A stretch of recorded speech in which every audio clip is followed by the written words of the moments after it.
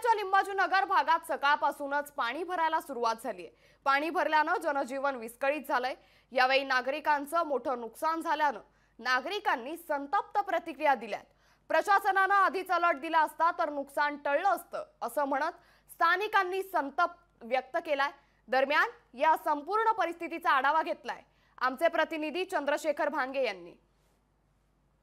मी पुण्यातील लिंबाजूनगर परिसरामध्ये आहे आणि या ठिकाणी अनेक सोसायटीमध्ये पाणी घुसलेलं आहे। काका काय सांगाल, काय परिस्थिती सध्याची? परिस्थिती अशी आहे की पाणी वाढलं होतं पण प्रशासनाकडनं कोणीही सांगायला आलं नाही। पाणी वाढणारे पाणी सोडणारे प्रशासनाची व्यवस्था पुण्यामध्ये राहून सुद्धा फेल गेलेली आहे। खरं तर कधीपासून ही सगळी परिस्थिती आहे? सकाळी 7 वाजल्यापासून परिस्थिती सुरू आली। सकाळी लवकर येऊन अलर्ट द्यायला पाहिजे होता, हे सांगायला पाहिजे होतं, हे सांगितलं गेलेलं नाही।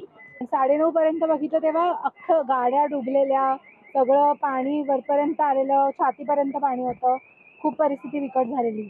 9:30-10 वाजेपर्यंत म्हणजे लाईक या लेवलमध्ये गेट पर्यंत पाणी वरती आलेलं आणि मग रेस्क्यू टीम वगैरे आली आणि आता कुठे जाऊन 1-2 तासांनी पाणी कमी व्हायला लागलंय।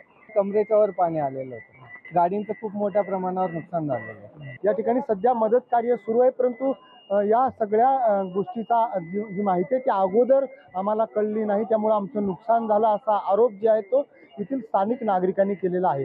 लोकशाहीसाठी मी चंद्रशेखर भांगे, पुणे। लोकशाही मराठी ऐका, पहा, जागरूक रहा।